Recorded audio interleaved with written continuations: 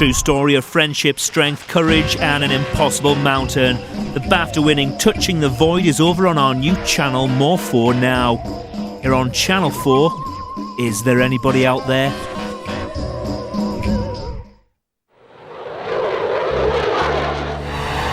This is a journey into a world of mystery and deceit, a fantastical place full of UFOs, strange encounters, and stories of alien abduction. My name is Nick Cook. I'm a defense journalist. My job is to investigate secret programs, the shadow defense industry, worth billions of dollars but hidden from public view. I dig out evidence of clandestine technologies concealed behind a network of false trails and military smokescreens. In this film, I'm going into a world that is taboo for a journalist like me. Now, more people than ever believe in UFOs.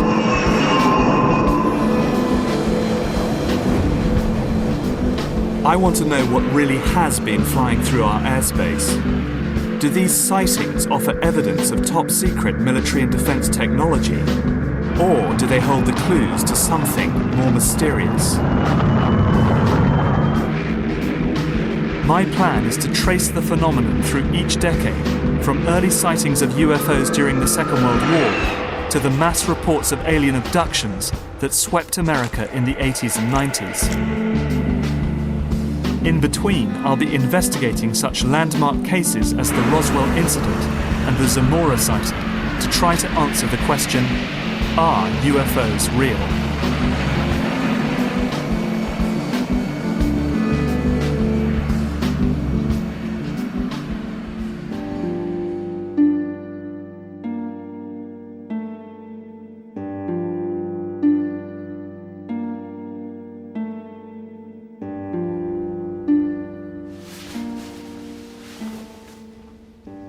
People send me pictures like these every week, and most of them are pretty obvious hoaxes. But very occasionally, something genuinely intriguing arrives.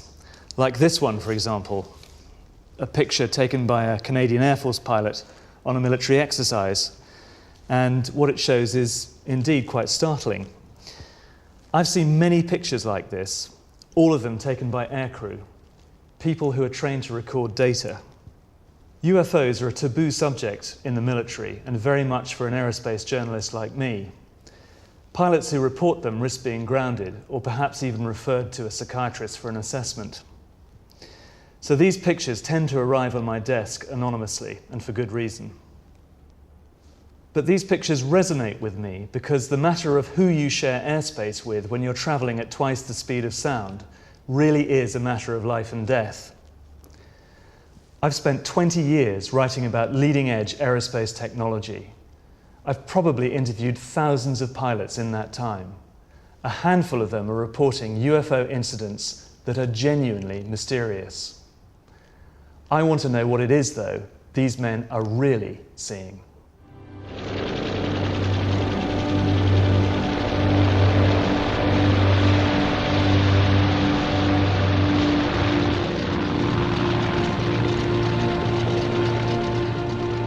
The history of UFO sightings is not a long one, but it's a bit longer than most people suspect. To start to make sense of UFOs, you must go back 63 years.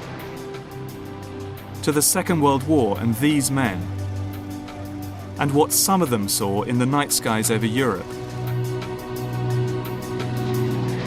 Allied aircrews described strange glowing balls of light that tracked their aircraft, and even coined a name for them, Foo Fighters.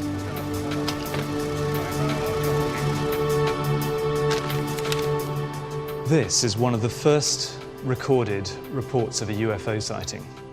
It's taken from the official RAF archives, and it is highly unusual. It recounts the story of one pilot officer called B.C. Lumsden, who saw something extremely unusual during a bombing raid over Germany on the 7th of December 1942.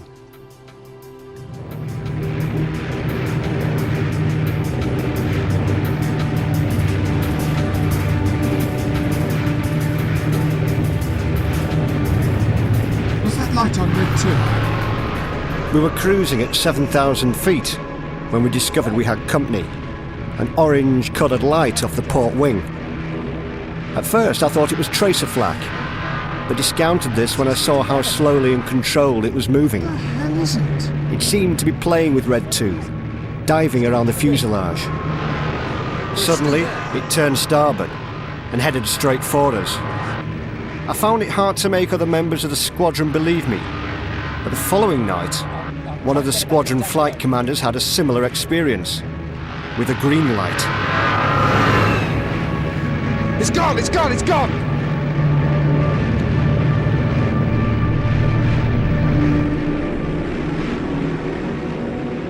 A handful of Foo Fighters sightings could be dismissed as pilot error, but there were hundreds, if not thousands. Could they really just be the hallucinations of tired or terrified men? I've decided to find out more about these strange balls of fire.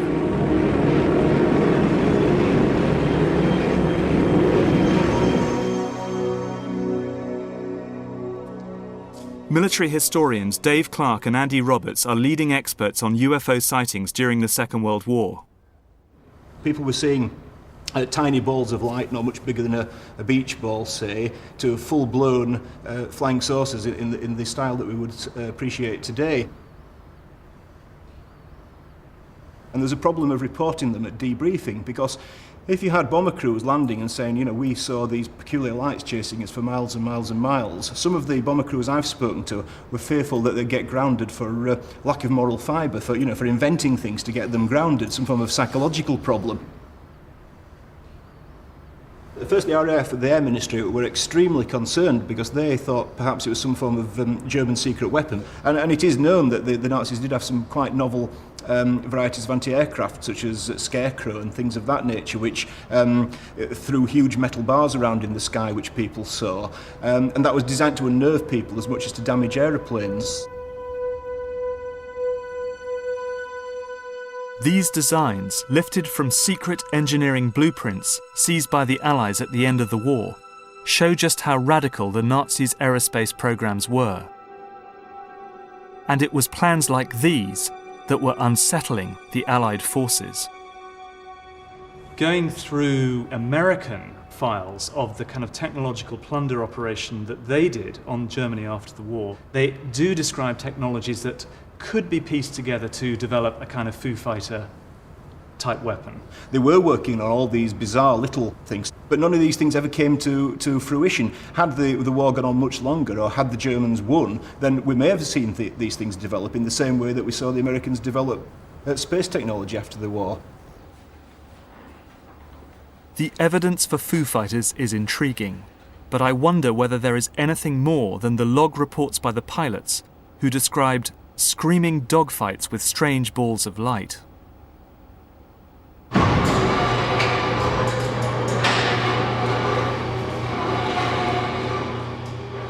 I've come to meet American technology historian John Dering.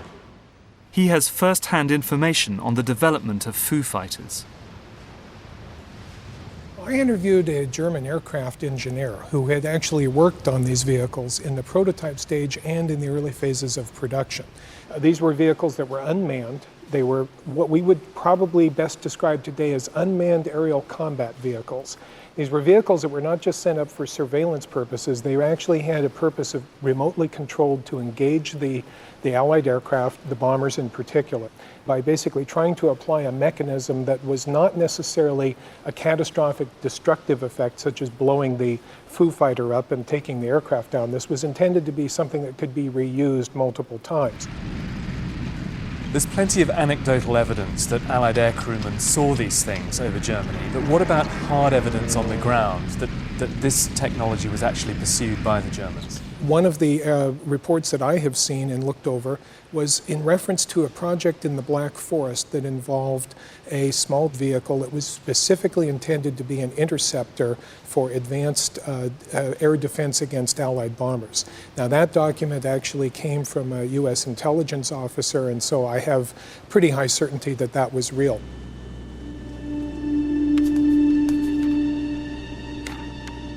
I want to follow up on John Dering's research. His work indicates there was secret technology being developed in Nazi-occupied Central Europe, which might account for some of the UFO sightings. These are the Sudeten Mountains on the Polish-Czech border. During World War II, this beautiful valley was home to some of the finest scientific minds of the Third Reich. It was here that the Nazis built one of their underground research facilities, the Wenceslas mine.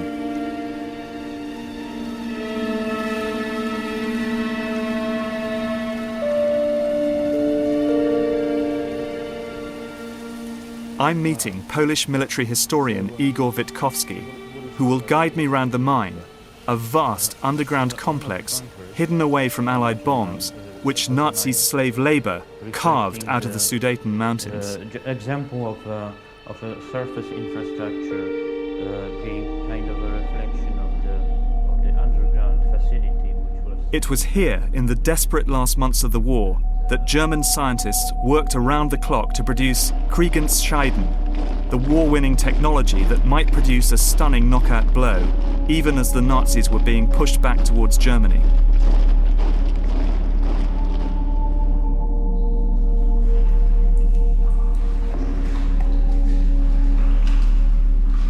As Igor guided me through the flooded tunnels, the air became heavy and difficult to breathe. So in effect, we've come hundreds of meters through this complex, and we're now deep into the mountain. Not hundreds of meters, but several kilometers, in fact. This is several kilometers into the mountain. Yes. And this would have been a highly secure, impenetrable assembly site. Exactly, and the secrecy around this place was very exceptional, so that the Allies never found out about it. Almost nothing exists of the original mine. As the Nazis retreated in 1945, they sealed most of the tunnels, leaving the advanced technology, and some say the scientists who developed it, buried beneath impenetrable walls of rock. But the Allies did capture one man who knew all about this place, and he wasn't a token find. His name was SS General Jakob Sporenberg, and he was in charge of the technical program at the mine.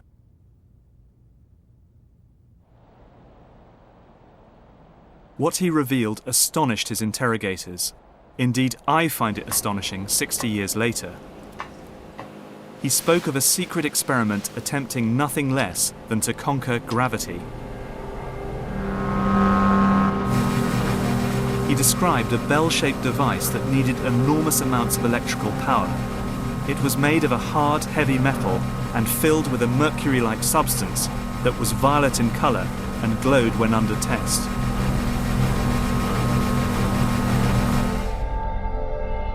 People who worked on the bell suffered from sleep problems and severe vertigo. 5 of the 7 scientists died while working on the project.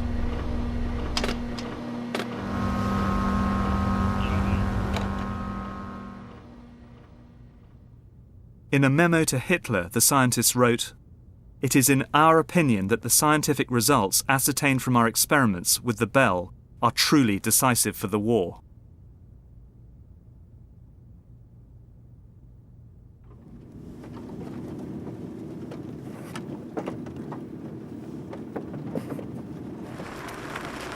Experiments with the bell happened deep underground in the mine, but directly above it, on the surface, was this strange structure.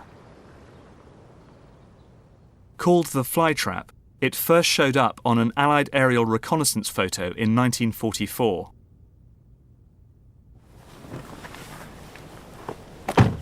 Igor Witkowski believes that the flytrap was a test rig for advanced propulsion technology. In other words, flying saucers. There is a extremely strong and thick steel reinforcement of the pillars, which means that it was to withstand some great forces working on it. How did it work? We don't know exactly, but we do know from Sporenberg's evidence that the bell was a revolutionary device. and the flytrap, designed as its test rig, was fed with underground cables running to the heart of the structure. So the cabling led down here, Right or away rather from the power station over there. yes, up to the flytrap. Right. It was Well, they're actually virtually filled with high voltage Yeah. cables, as thick as an arm. Right. You know, that thickness. I have photographs of them, and that's just another strange fact that point out to such a possibility that it would have been used for some experimental purposes. I mean, they're actually pretty sizable. It's kind of like 1.5 meters of, Yeah. of Pretty- concrete-lined ducting down here. Yes, exactly. Pretty solid. So it all adds up to, I mean, pretty strong evidence that the power station over there was feeding this tremendous amount of power to the facility, the flytrap over there. Just there, exactly. Yeah. In a way, no, very strong. What Witkowski has uncovered is interesting. I've spent a long time researching the quest to produce anti-gravity technology, the holy grail of aerospace design. Is it possible that the UFO sightings over Nazi Germany were related to this quest?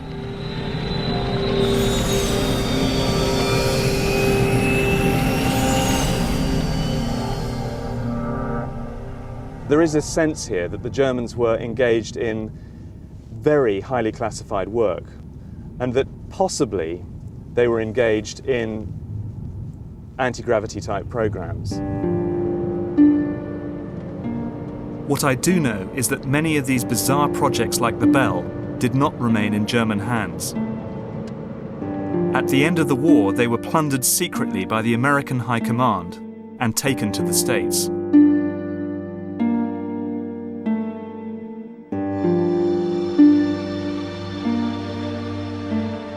The speculation about Foo Fighters was about to be overshadowed by one of the most sensational UFO sightings of all, the 1947 incident at Roswell in New Mexico.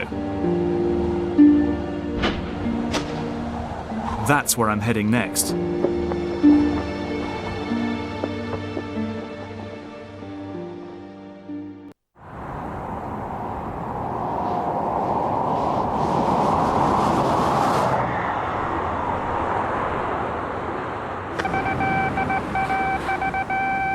The 509th Atomic Bomb Group headquarters at Roswell, New Mexico, reports that it has received one of the discs which landed on a ranch outside Roswell. Colonel William Blanchard of the Roswell Air Base refuses to give details of what the flying disc looks like. In July 1947, a UFO is supposed to have exploded in midair over Roswell, New Mexico, showering its debris over a remote ranch nearby. The actual saucer itself is said to have come down here on the plains of San Agustin. UFO proponents doggedly say that this vehicle that allegedly crashed here was extraterrestrial. The Roswell crash is the best known case in the annals of ufology. Supporters of the extraterrestrial explanation claim that the military recovered crash debris and alien bodies from a site located on the very edge of a top-secret military base called White Sands. The press had a field day. Reports of a crashed disc hit the headlines, and Roswell quickly became a national controversy.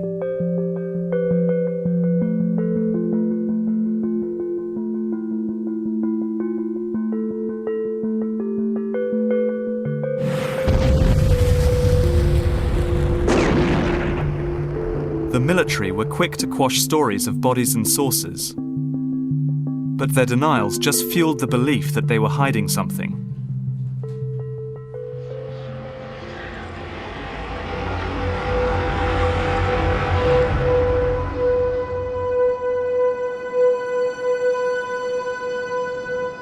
The rumors about Roswell refused to die. I've come here to White Sands to find out the reason.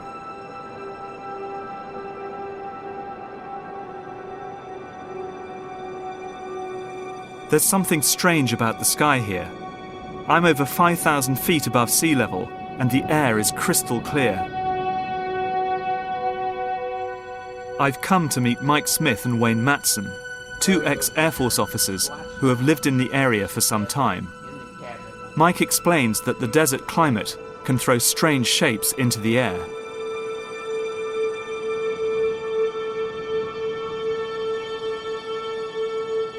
A lot of them are astronomical phenomena that in our desert atmosphere here provides practically an infinity of weather conditions which can really play tricks with the eyes.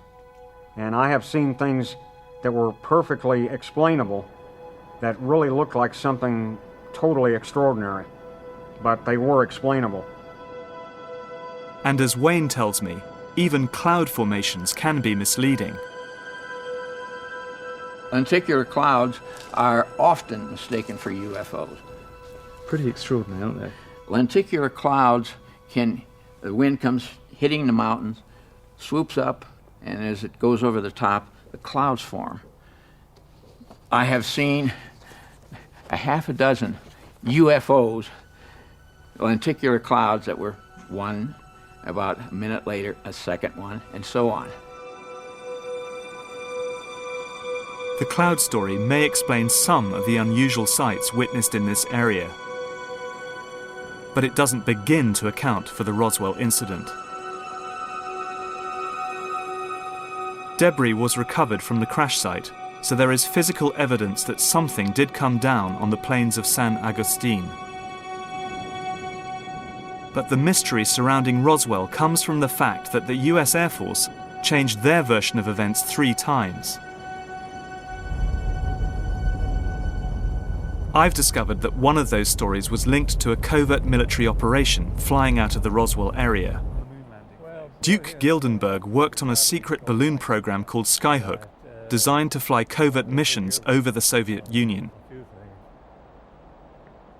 The Skyhook balloon wasn't born until 1947, and therefore, when it first appeared and for the first 5-10 years, it was a new sight in the sky. Holloman Air Force Base, then Alamogordo Air Base, was the prime launch site for the United States Air Force, and it happens to be just upwind of Roswell, so when the balloons would climb out, even if they were going to go 1,000 miles the other way, the initial climb out would be in the direction of Roswell, close enough to see, even if they get right overhead.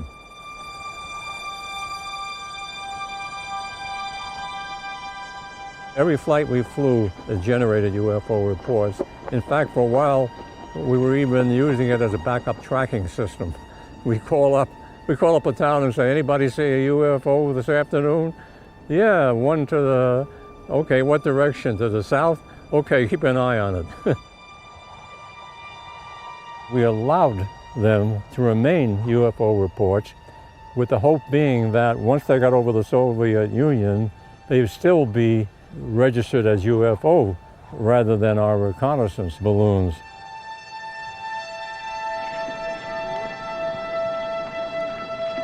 But in one incident, the UFO cover story broke down, leading to a famous US-Soviet standoff. Yeah, we faithfully promised President Eisenhower that we wouldn't get shot down, but we were, for a few, and we wound up with Khrushchev at the UN exhibiting on the table one of our payloads, perhaps with my initials on it, banging his shoe on the desk and protesting because we were overflying his country with cameras. Is Roswell explicable as a balloon crash? That is correct. I worked on the Pentagon report for months and months and months, and looking at all the testimony, it was really obvious that one was a balloon landing in '47. There was another one maybe a couple weeks later that wound up being described in the Telegraph to J. Edgar Hoover, and it described it as a balloon. As credible as Gildenberg's explanation sounds, I'm not convinced. I've come across a memo that suggests there was more to the incident than the Air Force was admitting. For the way Joe tells the story.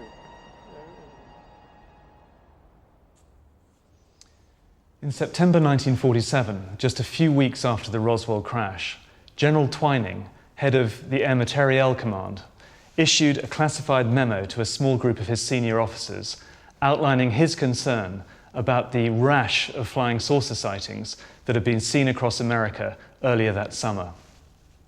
In the memo, he states that the phenomenon is something real and not visionary or fictitious, that there were objects approximating the shape of a disk in the sky. He talks of operating characteristics such as extreme rates of climb and maneuverability. One of his conclusions, indeed, is that these disks might be the product of some high-security project not known to his command. The Twining memo shows the Air Force was taking the flying saucer sighting seriously. I'm going to interview someone who has high security clearance and who might throw light on what really crashed at Roswell.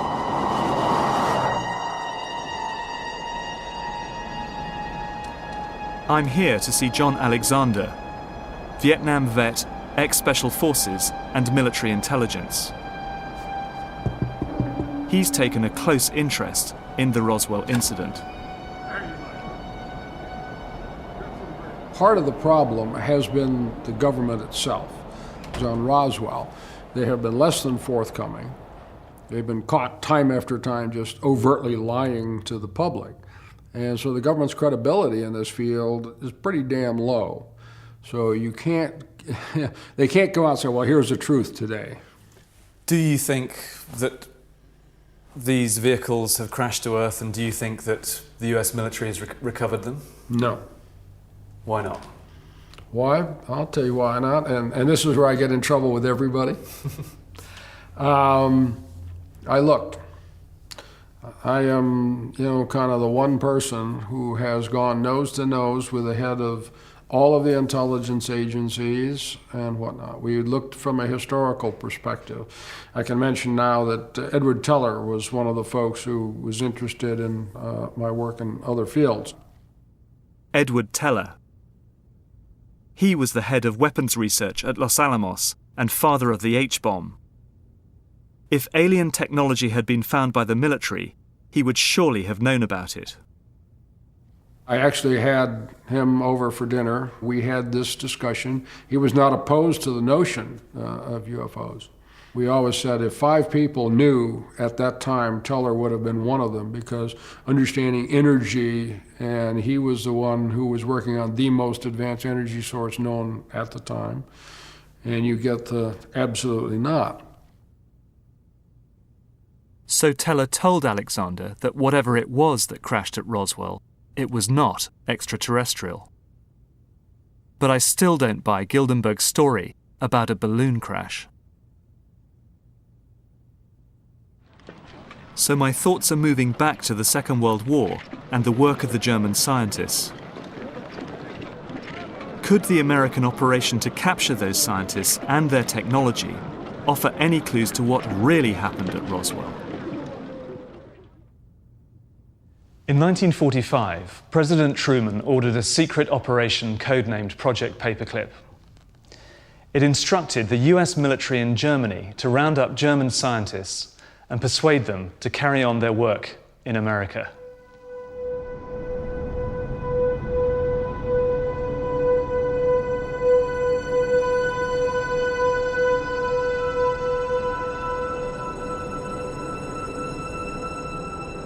This is where most of the Paperclip scientists ended up. White Sands Missile Range, a top-secret base surrounded by a no-go zone the size of a small country. Probably well over 2,000 scientists were brought to this country. I have a listing, which I got from the Air Force History Office, of all the scientists that were brought to Wright Field. And nearly 200 top-of-the-line scientists were brought to Wright Field. The Germans were anywhere from 5 to 15 years ahead in certain areas. For instance, you think of the V-2A4 missile, not intercontinental at that time, but a first ballistic missile. That was a huge step at the time. I've visited this area many times, and its power and beauty never diminishes. It's a strange mix of primitive landscape and high-tech doomsday hardware, tucked into the southwest corner of America. One thing's for sure. The German scientists brought here after the war would have been totally cut off from the outside world. The thing that bothered most of them that I knew more than anything was the summertime, because we get temperatures often here of 42 and 43 Celsius in July, June and July. And that was absolutely so incredible to them, they couldn't believe it. It was a vast cry from being in Germany, because they're used to mountains and forests. Okay, we got the mountains, but we don't have the forests down here. We don't have the water that they have, and things are quite a desert. It was here that the German scientists created the beginnings of the American space program. And it is also here, in this highly secret territory, that the number of UFO sightings really started to take off. I was out stargazing, and I looked up, and I may have been for at the most 5 seconds. There was this large black triangle that just blacked out stars, and it was moving just across. Making any noise? No sound whatsoever, total silence. I never heard any reports about it, nothing. And you have a massive database. These are just a few. Yeah. And what are these all these detail sightings of UFOs in the White Sands, Alamogordo, New Mexico region? I see they kind of range from the jocular to the more serious. Anything I can get my hands on that I find. So after all of these years, all of this study, your own sightings, what are you forced to conclude, Wayne? I conclude that my government is lying to me. About what? About UFOs. The American government has changed its own version of the events at Roswell so many times that my instincts, as a defense journalist, are that we're all being fed a false trail. Perhaps the work of the German scientists could offer a completely new explanation for the Roswell incident. What evidence do you have that the Germans were working on flying saucer technology? There certainly was an interest in that type of a vehicle after the war. It presented the possibility of some maneuverability that would be greater than what they would have had with the conventional piston or jet engines of that time using a fixed wing. At the time of Roswell, the US Air Force was experimenting with radical new designs. Could this bizarre aircraft be based on this one? A design drawn from secret Nazi blueprints seized by the Americans after the war. Some of these may indeed have reached the point of being test flown. However, if they did not have a particularly remarkable advantage over other aircraft that were being pursued at that time, they may not have really gone much further than that. Perhaps the Roswell crash can be linked to the work of the German aircraft designers quartered at White Sands in 1947. I think it's very possible that what crashed was a secret prototype based on these radical designs. But I can't prove it. And the US government has changed its mind so many times that we may never know the truth. But what is certain is that UFO sightings in America were about to reach epidemic proportions. Not just in New Mexico, but over the skies of the nation's capital, Washington, D.C. They caused such panic that President Truman was forced to speak about them publicly. In a few short years, UFOs had reached the highest office in the land. What? Oh, yes, we discussed it at every conference that we had with the military. There's always things like that going on. Flying saucers, and they've had other things, you know, if I'm not mistaken. Flying saucers have invaded our planet. Washington, London, Paris.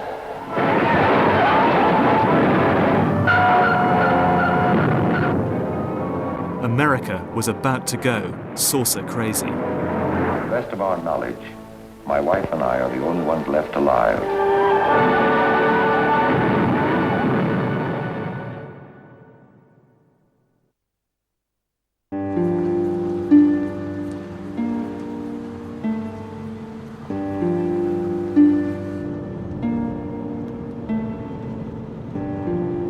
I'm in Washington to investigate the extraordinary escalation of UFO sightings that occurred in America during the 50s.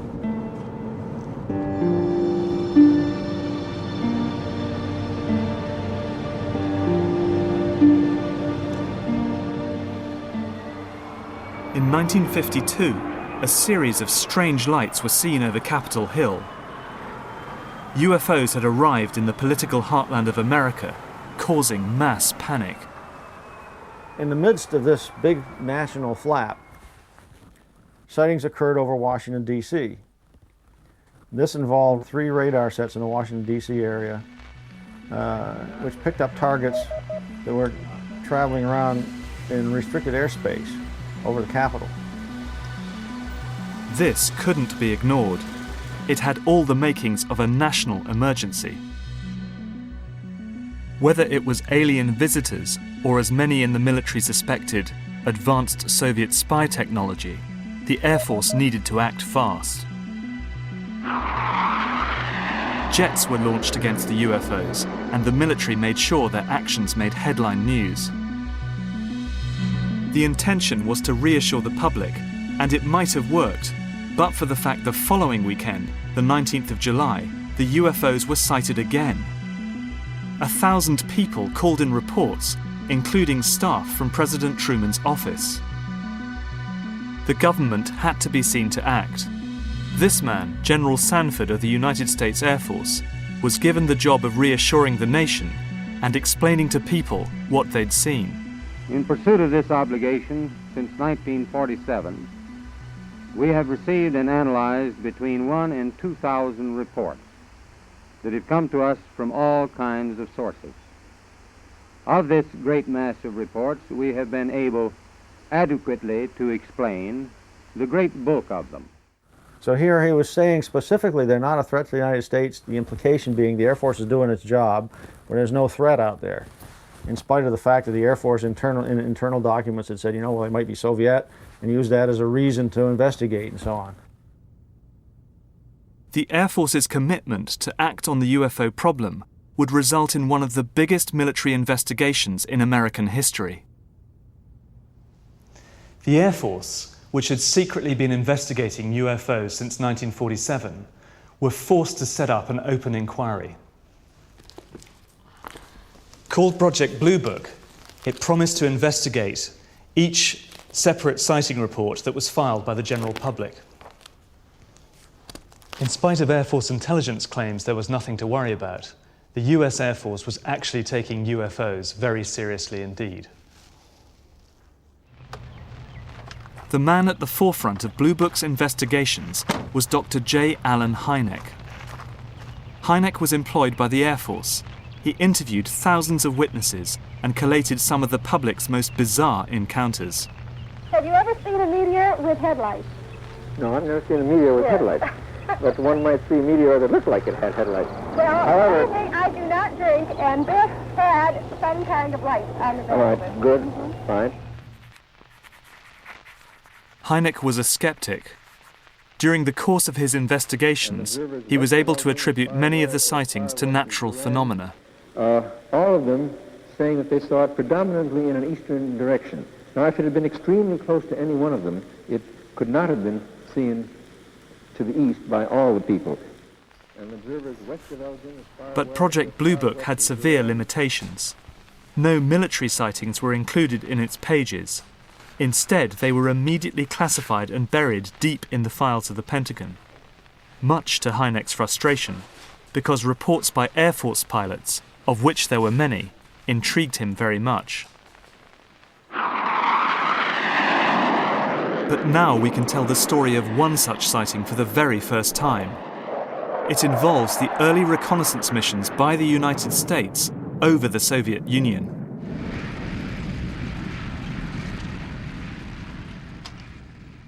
Thomas Hanley was an RB-47 radar operator, one of the first Cold War spies in the sky. When you're flying, you are always aware of anything in your airspace. One particular night, the aircraft commander saw a bright light coming towards us. And all of a sudden, the light just went immediately to the other side of the aircraft. So we played cat and mouse with it, whatever it was, for an hour anyhow.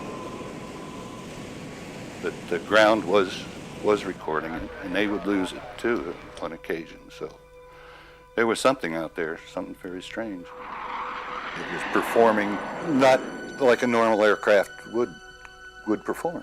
It was just too fast and too maneuverable. I'm certain something different was out there, but I have no idea what it was. The problem for the US Air Force is that this man is entirely credible. He's one of the best they have, highly trained at surveillance and working with what was then state-of-the-art technology. These are the hardest cases the Air Force had to deal with. As far as Tom Hanley is concerned, his questions were never answered, and I have to admit I'm at a loss to explain it myself. But in the meantime, the CIA was becoming very interested in the UFO phenomenon for their own purposes. The agency was responsible for surveillance of the Soviet Union, and they realized that UFOs might offer the perfect cover for their more clandestine activities. This is a memo written by Walter B. Smith, the head of the CIA at the time. And it's important because it shows that the CIA were happy to leave the US Air Force with the problem of analysing each UFO sighting. I suggest, Smith says, that we discuss at an early board meeting the possible offensive or defensive utilisation of these phenomena for psychological warfare purposes. This is a pretty stunning document, but when you read something like this, what you've got to keep in mind, first and foremost, is its context. The context, of course, was the Cold War and the struggle between America and the Soviet Union. But what really set the UFO story running for the CIA was the death in 1953 of this man, Joseph Stalin.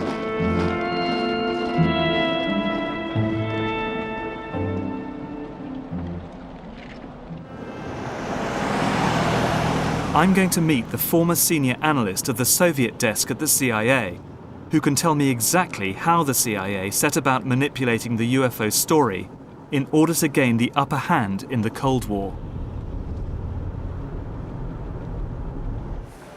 Melvin, hi. Dick, hi. Good to meet you. Good to meet you.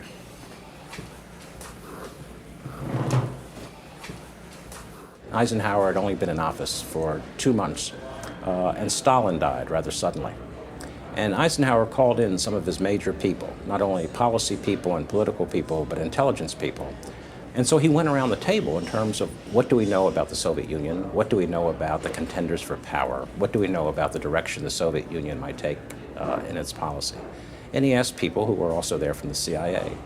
And not only was there no speculation on what it would be like in the Soviet Union, and would the Soviet Union be more or less threatening to the United States, there was no intelligence collection. And I really think it was out of that discussion and that event that the beginning of the ideas that led to the U-2, the ability to conduct surveillance of the Soviet Union from the air with a high-altitude spy plane, I think it began with the turning point of Stalin's death and no understanding of what it meant for the United States. This is the U-2. It's the direct result of American intelligence coming to terms with how little it really knew about post-Stalin Russia. We can't make sense of what happened next in ufology without getting to grips with this once highly secret machine. It triggered a wave of UFO sightings all across America. What was needed were certain cover stories. What do you do when people are spotting aircraft and then telling reporters that they've seen something very unusual flying out of an airbase in Nevada? And frankly, this was the origin of a lot of the sightings that took place in the mid-50s, 1954, 55, 56, of unidentified flying objects, the UFOs. So the CIA was involved in encouraging people to believe that, yes, they saw UFOs, and the CIA and the military tried to be very helpful to reporters to get these stories out, to divert the attention of the country, and particularly the people in this region, about what they had actually seen.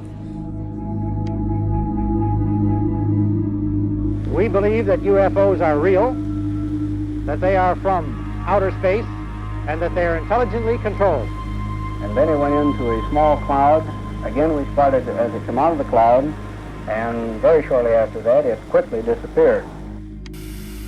Traveled apparently on this side of the tower and went... The CIA's strategy of encouraging public belief in UFOs seemed to be working, and the U-2's development and deployment was hidden behind a smokescreen of disinformation. With a flying object of some sort that could hover, and such as I've never seen before. Right here is where this flying saucer, this UFO landed.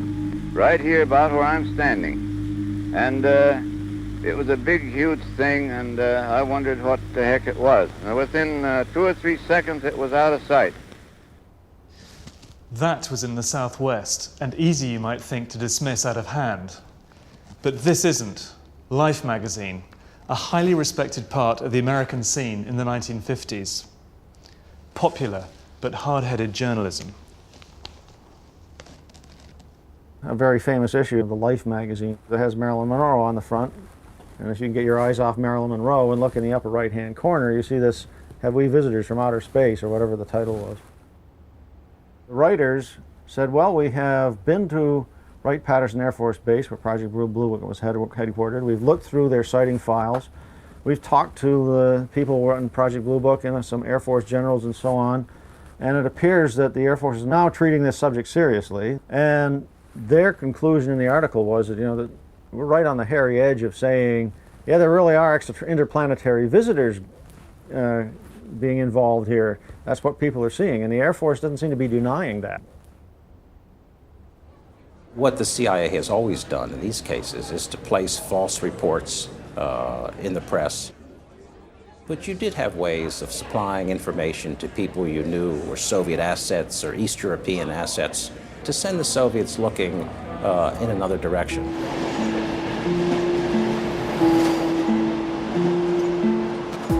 The real targets of the flying saucer fever were, of course, the Russians. What did they make of the UFOs, I wonder?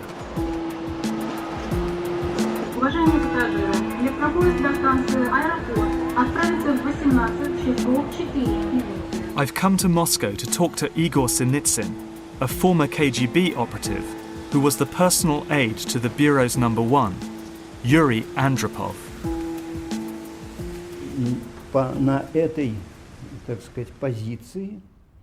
While in this position, I once had the chance to acquaint myself with a document regarding UFOs, which had been prepared by one of the military intelligence officers. So, when I read this series of articles on UFOs, I decided to give it to Andropov to read.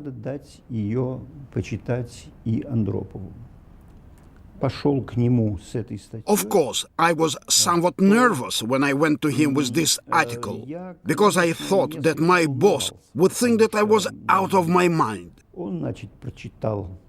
He read through the translation and began to study it very closely. Then, quite unexpectedly, Yuri Andropov opened his desk and took out a very thin file from the top drawer, gave it to me to read and said, "Only read it here and don't take it away." Much to Sinitsin's surprise, the file contained highly classified UFO sightings occurring all over the Soviet Union.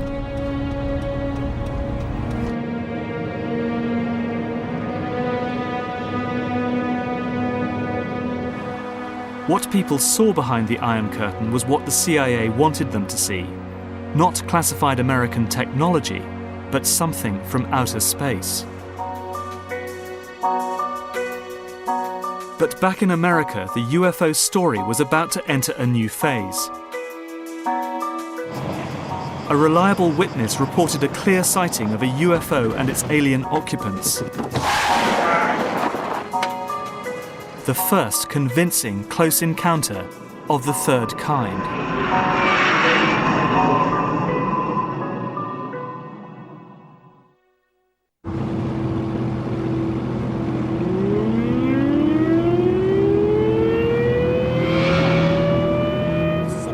On the 24th of April 1964, America experienced its first credible close encounter of the third kind. Officer Lonnie Zamora was driving along a quiet stretch of road skirting the edge of the White Sands Missile Range in New Mexico. What the hell was that? Suddenly, he caught a glimpse of something strange in the sky.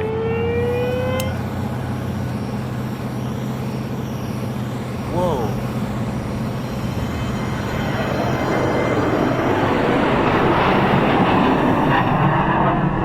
He left the road and set off for the desert, following the craft.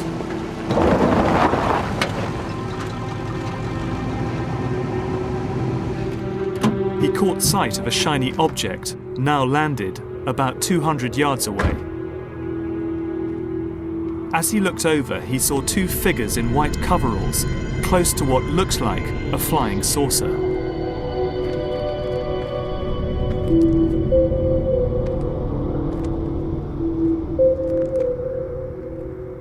Suddenly, without warning, the craft took off and headed straight for him.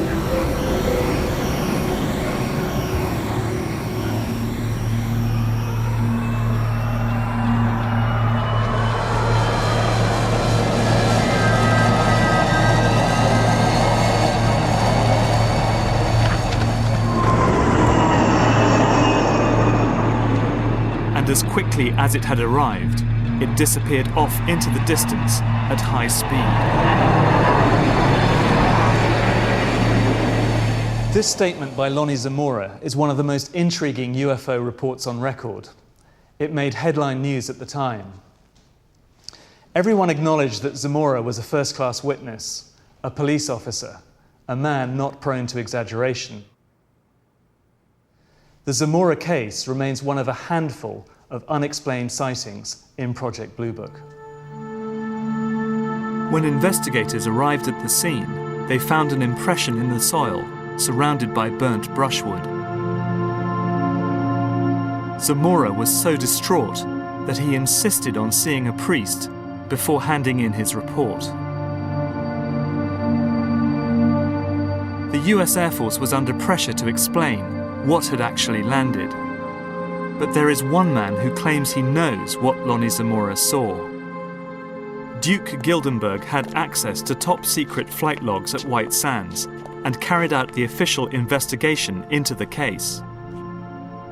That very same day, we had a mission scheduled for the Surveyor unmanned spacecraft that was going to be attached to a small helicopter and then flown all around the range by contractors sampling lava and that kind of thing, which they might see on the moon.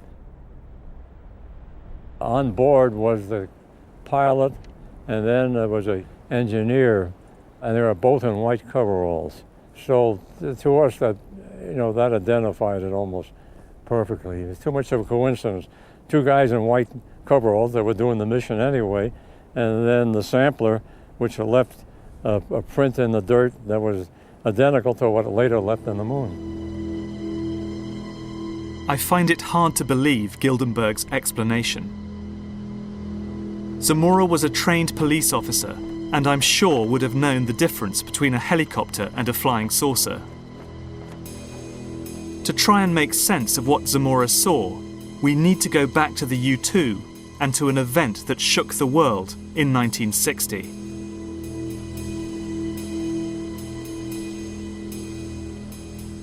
When U-2 pilot Gary Powers was shot down over the Soviet Union, Cold War tensions intensified.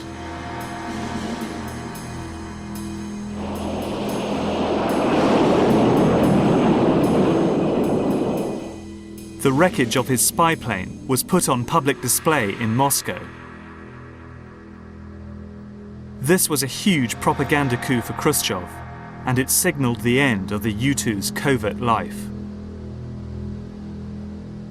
It was understood very early in the U-2 program that it wouldn't be able to fly safely over the most denied areas of the Soviet Union forever. Best, it was given a few years. In fact, it flew operationally for just about 4 years, which was longer than anybody expected, before one of the aircraft was shot down. The CIA launched an effort to produce a more workable aircraft with similar or better performance, and one that would be so fast and so high-flying that even the best missile technology that anybody could be looking at in those days would have a very hard time hitting it. Richard Bissell was head of the CIA's overflight program between 1956 and 1960. He was the man given the job of replacing the U-2. He had a radical idea about how this might be achieved. We see here that he's urging his technical department to design a new aircraft for reconnaissance missions over Russia. According to Bissell, who had a very good grasp of the technological challenges, the optimal shape for that vehicle would be saucer-shaped. The Avrocar, which appears for all the world to be a flying disc. It wasn't just Bissell who had flying saucers on his mind. Just across the border, Avro, a Canadian-based company, had recruited talented British aerospace designer John Frost to work on a flying saucer. Frost was a visionary, and under his leadership, the company began experimenting with disc-shaped craft. Called the Avrocar, it was a handful to fly and could barely get off the ground, but it caught the eye of the United States Air Force. They bought all rights to the project, and then it simply disappeared.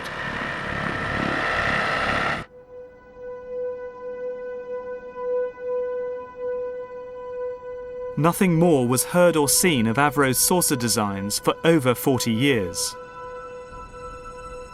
But flying discs did not die with the Avrocar.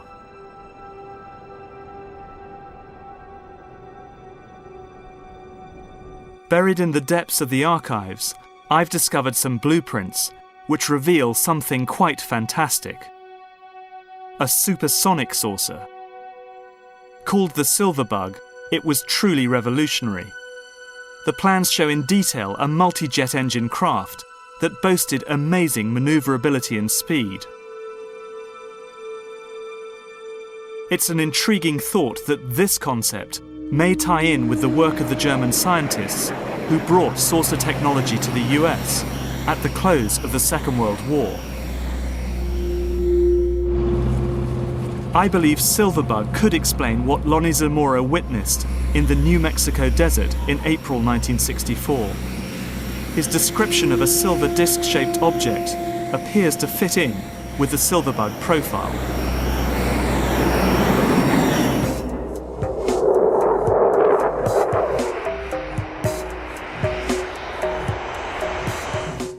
There's plenty of evidence that a host of other covert technologies were being developed by the Air Force during the 1960s.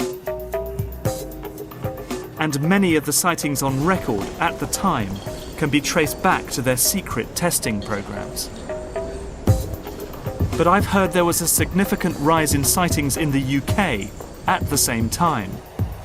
Could the two be linked, or was the British phenomenon part of something completely different? I'm going back to the UK to find out.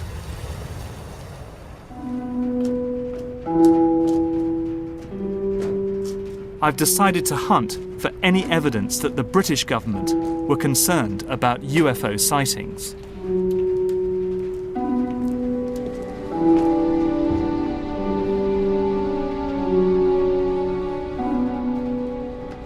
As an aerospace journalist, I've spent many hours poring over old Ministry of Defence memos. They are a revealing record of how past British governments reacted during times of high tension and paranoia over national security.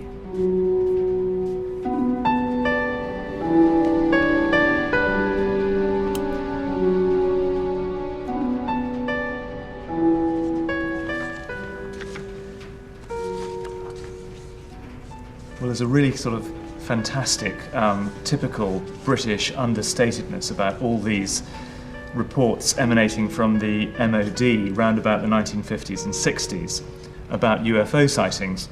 We have memos here from Winston Churchill, for example, who was Prime Minister in 1952, saying, "What does all this stuff about flying saucers amount to? What can it mean? What is the truth? Let me have a report at your convenience." Fantastic. Lord Cherwell, head of the Air Ministry, drafted this reply to Churchill. It was typically dismissive. It explained UFO sightings as deliberate hoaxes, optical illusions, mistaken identification, or known astronomical phenomena. But Cherwell was not privy to US intelligence. He had no idea how the increase in UFO sightings in America could be linked with secret developments in defense technology.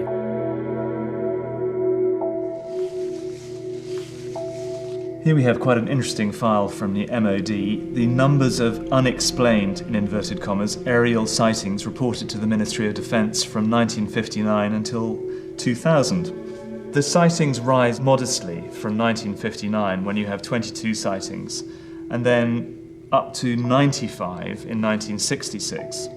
But in 1967, they really jump. They jump from almost 100 to 362 sightings, which is really quite significant and remarkable.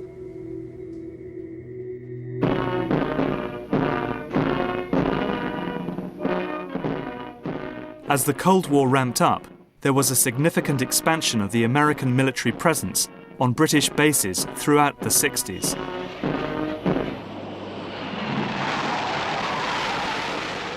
I think the height of those tensions, there was something in the order of 18 or 20 US bases on British soil, and you know the tension was ratcheting up, and there was many incidents where there were full air defence alerts, aircraft scrambled, and obviously until aircraft had been able to sort of identify what had been picked up on radar as Russians, they remained until that point UFOs effectively. But there were some very mysterious cases which appear to have baffled the MOD at the time. I'm thinking of the Robin Peck incident, for example. The case you're referring to happened on the Norfolk coast near Brancaster at a little village called Docking, and you've got the American bases at Sculthorpe and Lakenheath, not very far away. This case happened in the summer of 1969. A man called Robin Peck, who was returning home to this little village quite late at night, after midnight, and his light suddenly failed and his engine started misfiring.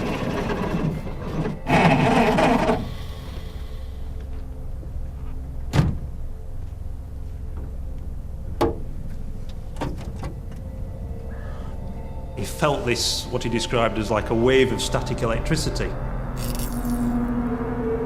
and he looked around, and about 200 feet from the ground was what he described as a huge inverted mushroom, a brilliant blue, ice blue colour.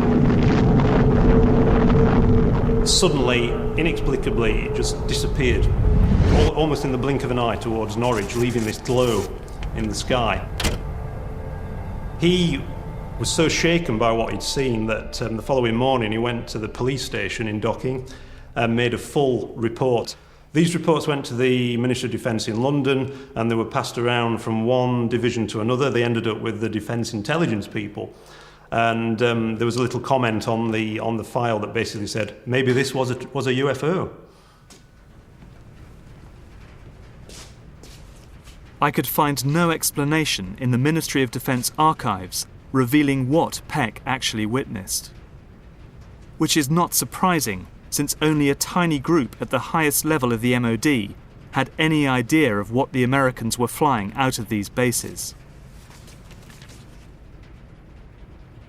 With the expansion of US bases in the UK at bases like Mildenhall, do you think this myth about UFOs could have just migrated across the Atlantic to protect US activities at these bases?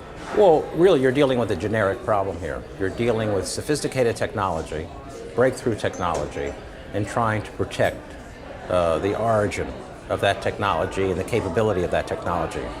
And it's quite possible that a story that worked for you in the United States in the 1950s could be applied to the deployment of U-2. You needed to protect not only the capabilities of these sophisticated instruments, you needed to protect, in some cases, the United States' role in deploying these instruments, because this was a sensitive issue often to a host country. Some of the strange UFO sightings in Britain and the United States might be explained by activities at a secret base here in Nevada. So secret, in fact, that, according to the Pentagon, it still doesn't officially exist. From a defence journalist standpoint, it doesn't get any stranger than this. Just behind me there is Nellis Air Force Base. Nellis is at the southernmost tip of the Nellis Air Force Range, a closed-off area totally barred to the public that's about the size of Switzerland. And nestling within the Nellis Air Force Range is Area 51, the world's most secret Air Force base. When Richard Bissell of the CIA urged his designers to think out of the box, this is where their imaginations ran wild.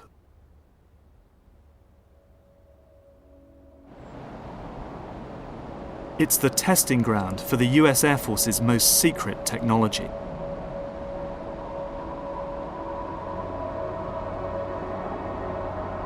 When the U-2's covert life ended, this is what Bissell's designers came up with.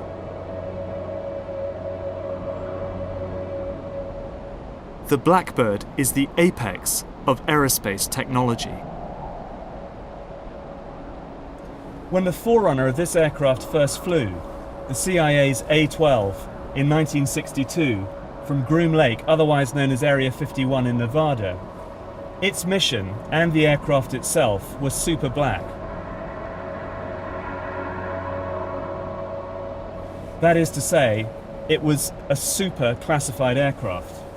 It's very easy to imagine how anyone catching a glimpse of this aircraft in 1962 might have mistaken it for a UFO. Everything about this aeroplane is strange. It's black, its shape is extraordinary, and its speed, of course, in excess of Mach 3, that's 3 times the speed of sound, would have made it one of the most extraordinary sights that anyone could have seen at that time. Blackbird missions were flown out of the UK at the height of the Cold War. The plane flew at over 100,000 feet at the very edge of space. It was so fast that when it overflew the Soviet Union, it could simply outrun any missile attack.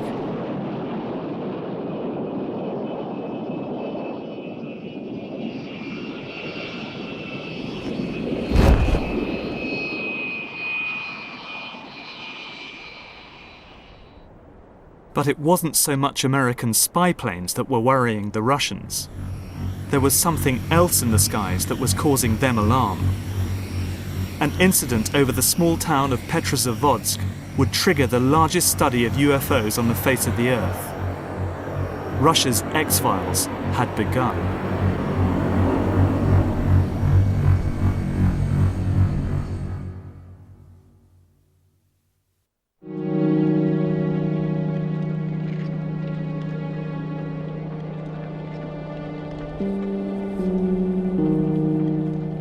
On September the 20th, 1977, high over the Russian town of Petrozavodsk, a group of soldiers were on routine maneuvers. Suddenly, a bright star appeared radiating pulsating beams of light. The object lingered over the town like a huge jellyfish. After a few minutes, it wrapped into a bright half disk and shot off.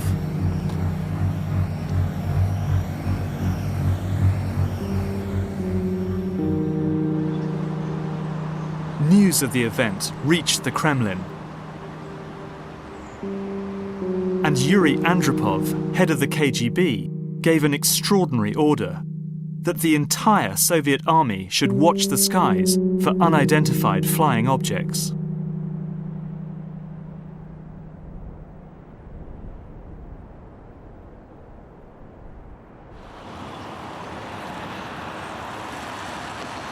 I'm in Russia, on my way to meet the two men, Colonel Boris Sokolov and Dr. Yuli Platov, who were ordered by Andropov to coordinate the whole operation. Oh, Colonel Sokolov. Nick Cook. Yuli. Hello.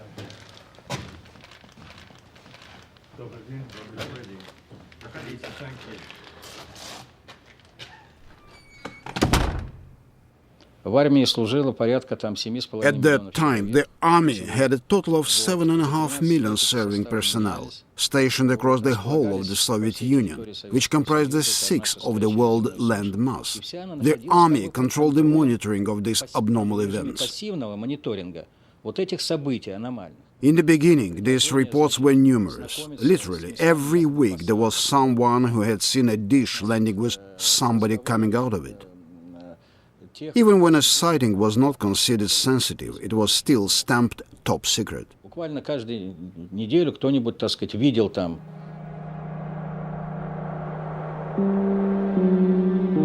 The observations continued every night for 13 years. No other nation has conducted such a long and thorough research program into unidentified flying objects. But as Sokolov tells me, the evidence was inconclusive. I would like to say that it is absolutely certain that in those 13 years there was not a single report of anybody's contact with aliens.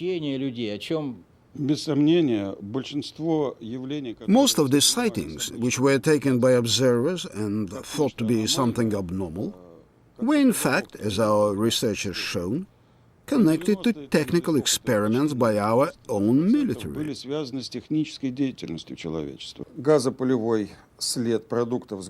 And as Dr. Platov explains, even the Petrozavodsk incident, which led to Andropov's UFO surveillance operation, was nothing more than a secret missile launch. That the strange lights and jellyfish-shaped object was in reality the burning rocket engine and its exhaust plume. But not every sighting could be so easily dismissed.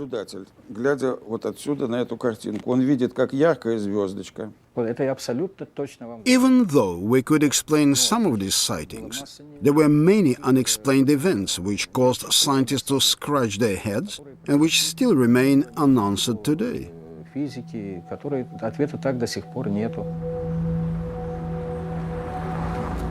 For some, these inexplicable sightings fueled concerns that the Americans were developing a radical piece of aerospace technology. Something that behaved and looked like a UFO, that could fly undetected into Russian airspace.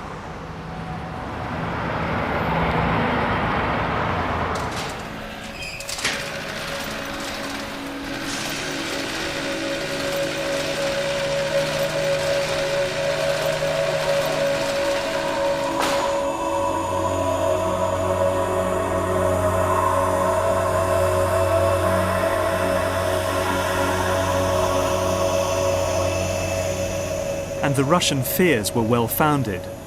This is stealth, a quantum leap in aerospace technology. The Americans had built an invisible plane. If you took one or two looks at that aeroplane and you saw how strange the shape was, it wouldn't take you very long to figure out that they were aiming at a very, very low level of radar cross-section.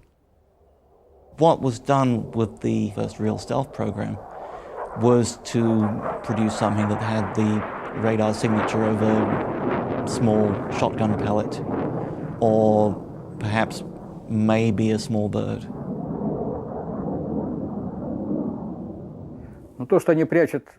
My view is that it was advantageous for the Americans to keep up this kind of hype regarding UFOs.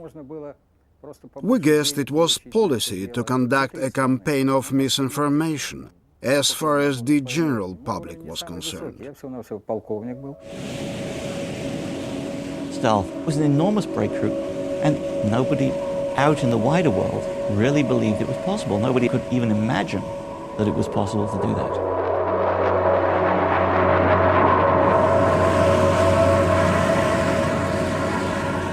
The Americans had won the technological race.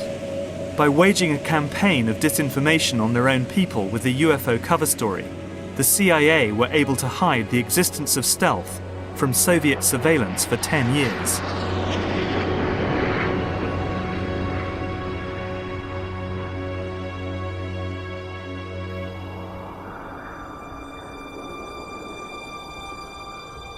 But stealth couldn't begin to explain the series of alleged alien encounters which were about to shock the American Southwest.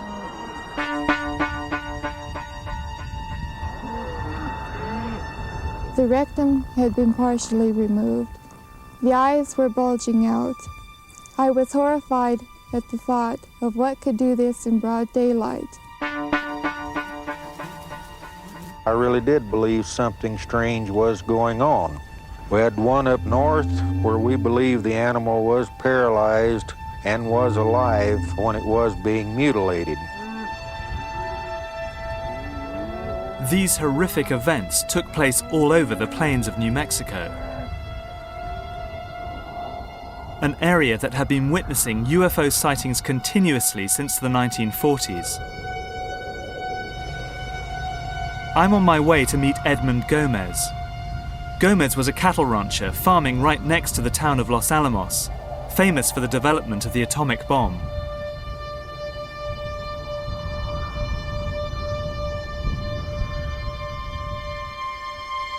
We met up and headed out to a desolate corner of his ranch.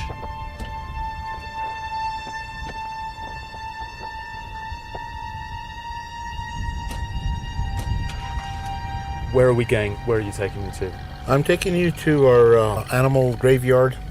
Normally we would bury carcasses that would die from disease or from natural causes, but during the cattle mutilations that we had, we never buried any of the animals, so in case we ever needed any body parts, you know, in the future, especially the bones.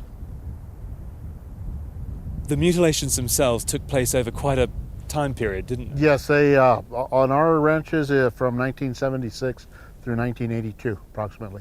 When you found a mutilated cow, typically what kind of wounds would you find on the animal? The rectum had been cored out, the lower lip had been removed, and the reproductive tract also had been removed. The organs that were removed precisely without spilling of any blood, and it was very, very neatly done.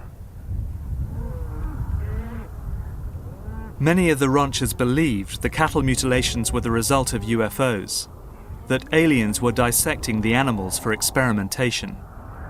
Usually when you find an animal that dies of a disease or natural causes, the scavengers will attack the animal and attack the fleshy parts that they can, you know, that are easy to tear into. And this was not torn flesh. But for Gomez, there were other clues. We saw this light kind of flying over our pastures, and all of a sudden it kind of just came to a standstill. It looked like it was saucer-shaped, but had two decks, and had two sets of lights on it, flashing one on top and one down towards the bottom. You know, when you look at them, you know, you think, well, gosh, that looks like the typical flying saucer. When all of a sudden, the lights inside the cockpit of this vehicle went on, and when the lights went on, I could see the props of a chopper. And as Gomez tells me, he has his own theories about the fate of the targeted animals. They would put ropes or chains around the legs of the animal and lift them up and haul them off. Somewhere. Do their thing, come back, bring them back, and not lay them down, but drop them. Because we found several animals that had broken legs, broken backs, broken hips, and so forth. And why dump the cow, leave the carcass here? We felt that that whoever was doing this did it and brought it back and said, we're doing this and there's nothing you can do about it. There were a lot of consistencies with the way that they were harvesting these animals. For Edmund Gomez, there are many unanswered questions. He wants the cattle mutilations, which put him and his family out of the ranching business, re-investigated to bring closure to the whole bizarre and sinister affair.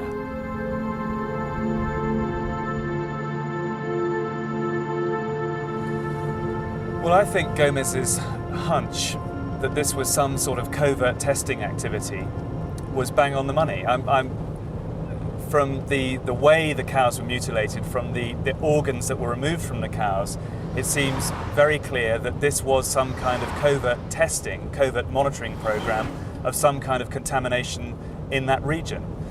It also seems very clear that someone is trying to put in some kind of linkage between this mutilation activity and UFOs, trying to dress helicopters up, for instance, to make them look like UFOs in an area where people are very superstitious, very fearful of things they don't understand. So it's clear to me that some kind of disinformation campaign is going on, but the reality is whatever was going on up there has nothing to do with extraterrestrials or UFOs.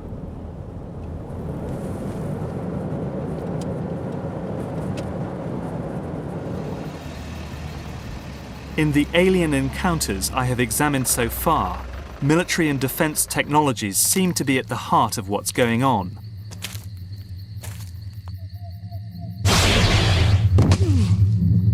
But parallel to these stories are other reports of more direct encounters between aliens and humans, which seem to be of a wholly different order.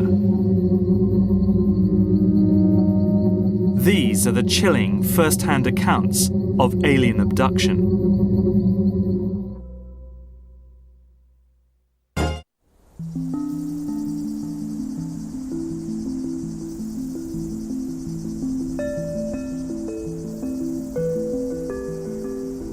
The most challenging aspect of the UFO phenomenon is alien abduction. Throughout the 80s and 90s, stories of abduction swept across the US. Over 2 million Americans claim to have been taken by aliens. These stories followed a pattern. Typically, abductees claimed they had been taken in their sleep to an alien craft, where they were subjected to invasive surgery. Samples were taken. Probes were implanted. Some victims reported they had been abducted not just once, but many times.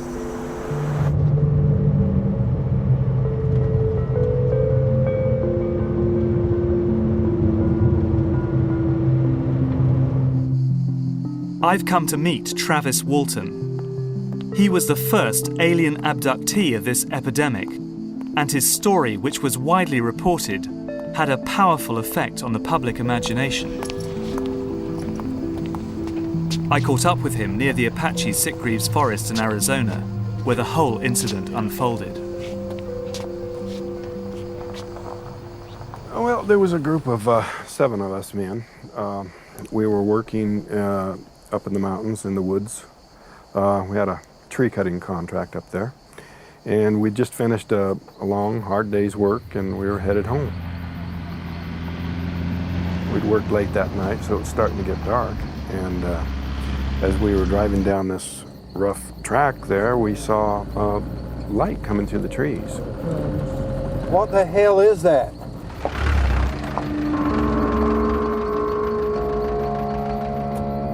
Travis, man, what the hell are you doing? Come back! Travis! Back then, you know, I was a kind of a wild sort of a guy. You know, I was showing off, you know. It was stupid. Closer I got, you know, and it wasn't going anywhere, and I was, you know, thinking about how foolish it was for me to be doing this, but I was kind of showing off for the crew a little bit, and they were getting pretty excited and yelling at me to get back in the truck.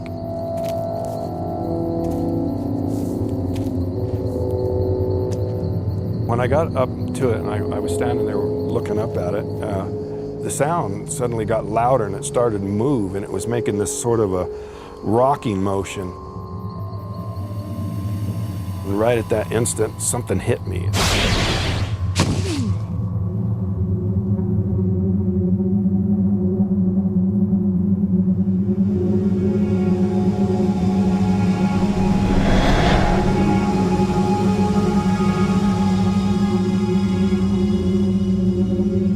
Next thing I knew, I was regaining consciousness, but I was in a lot of pain. I saw these forms over me, and when I finally got it into focus, I could see this creature looking at me, and I just flipped out. I looked around, there was 3 of them. The one that was closest to me, I tried to hit him. I could hardly move, and my arm felt real heavy, and I was weak. Somehow got the strength to get off of the table.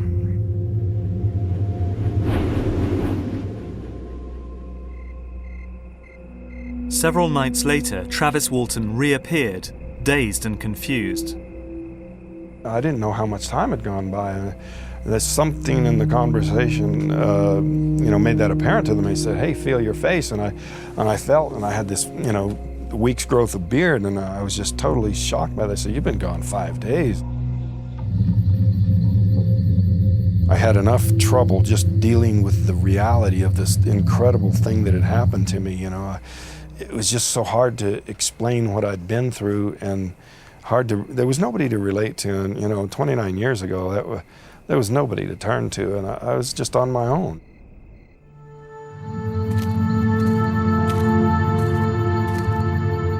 Travis's story seems incredible, but it's only one of many such tales.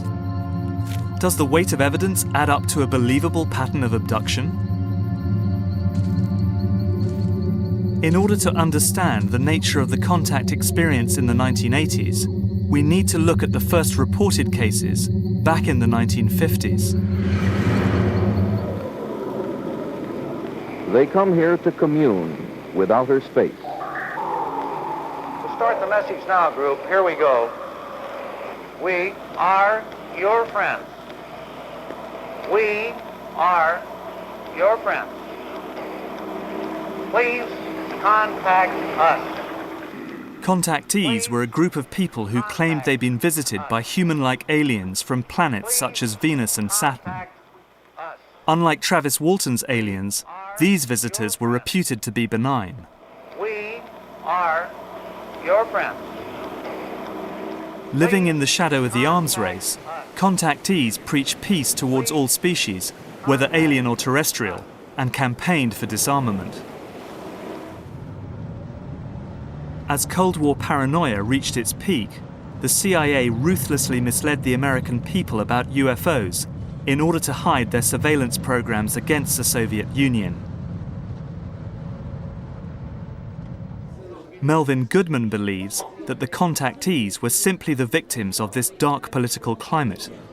I wonder, in terms of a general disinformation campaign, whether if you plant a seed, basically from then on, there's nothing you can do to control it. Well, that's the blowback principle. And certainly once you get involved in UFO sightings and trying to encourage the people of the Southwest that there were indeed UFO sightings and making people who may have been lunatics appear to be heroes, there's no telling when that will end, and there's no telling what kind of blowback will take place. And even the people who started this kind of mythology can end up believing their own myth because they start to hear this story played out over and over again.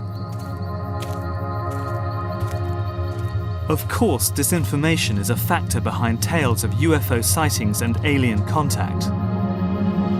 But I also think there's something else. Our need to believe.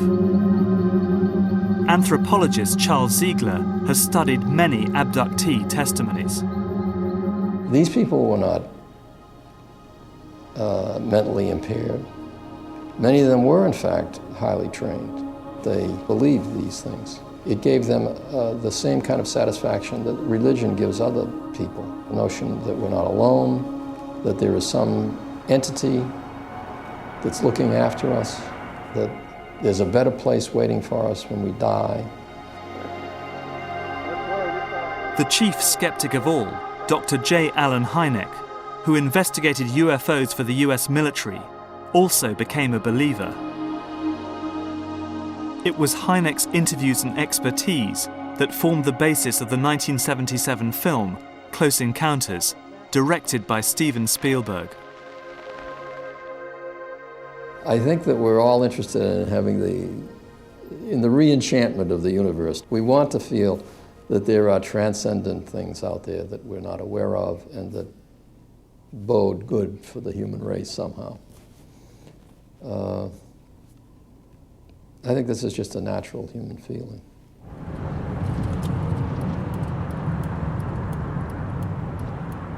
But what really fascinates me as a defense journalist is that you are as likely to find believers in UFOs among the higher reaches of the aerospace industry as you are in Hollywood. This is a report into future technology commissioned in 1968 by McDonnell Douglas, then one of the biggest aerospace and defense contractors in the world. What's extraordinary about this document is that it takes the existence of UFOs seriously. It recommends using UFOs and copying their design to make the next quantum leap in aerospace technology. Some UFOs may be extraterrestrial vehicles. They certainly have not been proven otherwise. The existence of extraterrestrial vehicles indicates vehicles could be built which would have capabilities quite useful to McDonnell Douglas Corporation. The report even suggested interviewing contactees to gather data. And if they were thinking that over 25 years ago, what advances might be on the horizon today? I'm here in Seattle to meet someone who's built a device in the basement of his garage, indeed is flying it there, that he and others claim is able to do so by defying our current understanding of physics.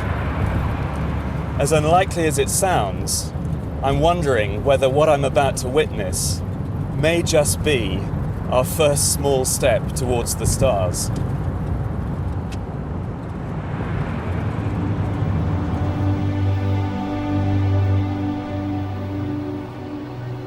This strange device is made of balsa wood and glue and covered in a layer of aluminium foil.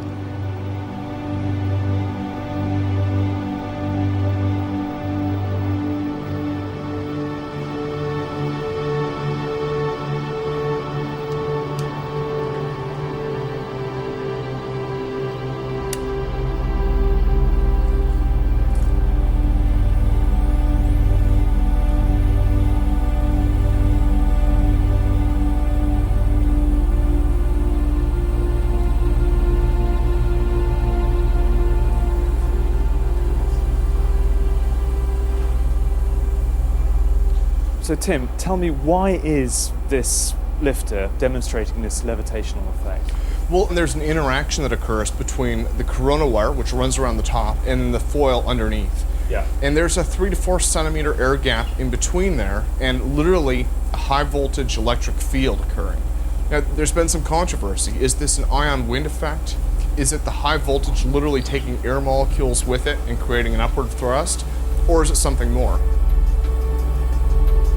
Nobody knows for sure how the lifter flies, but one popular theory is that high voltage current flows between the wires, suspended on the top of the craft, through the air, down to the aluminium foil wrapped around the frame. The current literally drags air molecules down with it, creating a downforce called an ion wind, which provides the thrust needed to lift the airframe skywards. This technology, not just the lifter, but this whole scope of technologies, is almost like looking at the internal combustion engine back in the 1800s. We're trying to take it and say, look, these are real technologies. They have the same flaws that any other technology does, but hopefully they can do things that other technologies can't. So do you think what we're watching here could be the modest beginnings of a whole new industry? Yeah, I think the lifter is literally sort of like the tricycle, and it may not end up becoming the technology that builds the starships of tomorrow, but it at least shows us that given the right circumstances, given the right power, it will work. I'm nearing the end of my journey, and I feel as if I've come full circle. Because what Tim Ventura's lifter reminds me of is the Nazis' secret experiment in anti-gravity propulsion I discovered in the Wenceslas mine.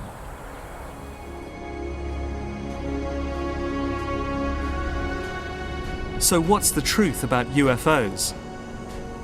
The story of successive attempts to develop radically new forms of flight, conducted under the strictest secrecy, is inextricably bound up with our relationship with UFOs over the last 60 years. Whether it's Allied pilots buzzed by strange balls of fire in 1942, or the Roswell incident 5 years later, there is a strong case to be made that secret military technology offers a convincing explanation for many UFO stories. For me, what is so striking about Roswell is that it's the first good example of an officially sanctioned UFO disinformation exercise. It showed the CIA that UFOs could provide perfect cover for their Cold War activities. It didn't take much for the CIA to spin the extraterrestrial story into the hearts and minds of the American public. And once it was there, all manner of experimental technology could, if it was spotted, be put down to the UFO phenomenon. But there are some cases that I just can't explain.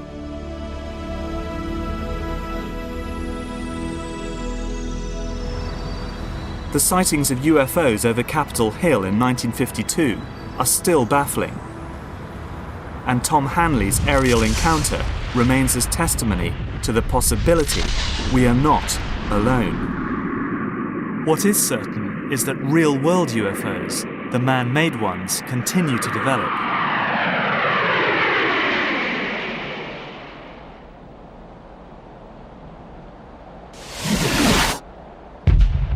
Recently, a series of sonic booms were heard exploding across California and Nevada.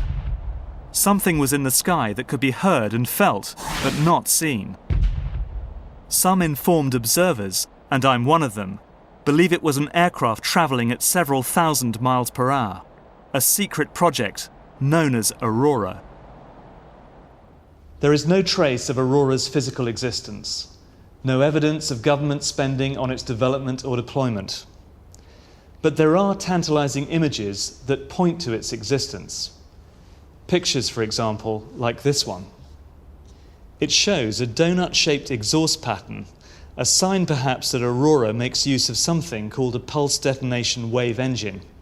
And it delivers a hell of a punch, easily enough power to drive an aircraft to 6 times the speed of sound. But perhaps the most intriguing are these images. This is a weather satellite image that shows a very interesting contrail originating out of Area 51 in Nevada and moving all the way across the United States, out over the Atlantic, on across Europe, and into Russia and China. Whatever it is, it's moving in excess of 8,000 miles an hour. If it is the contrail of a high-altitude hypersonic aircraft, in my book it's the best evidence yet that Aurora is real.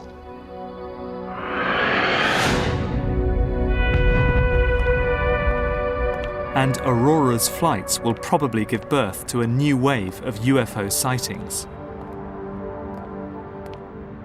Because whether aliens exist or not, many of us want to believe in them. Perhaps the only way we will ever find out for sure is if we make the leap into deep space ourselves. That day may come sooner than we expect.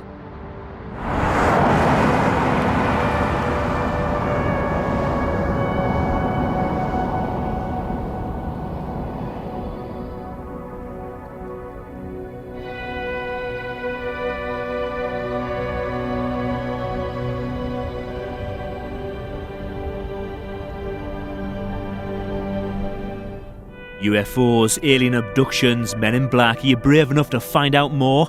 Visit channel4.com/science. Topicality with a twist over on our new channel More For Now with the last word. Next on Channel 4, ever fallen in love with someone you shouldn't have? The exclusive John Peel tribute video.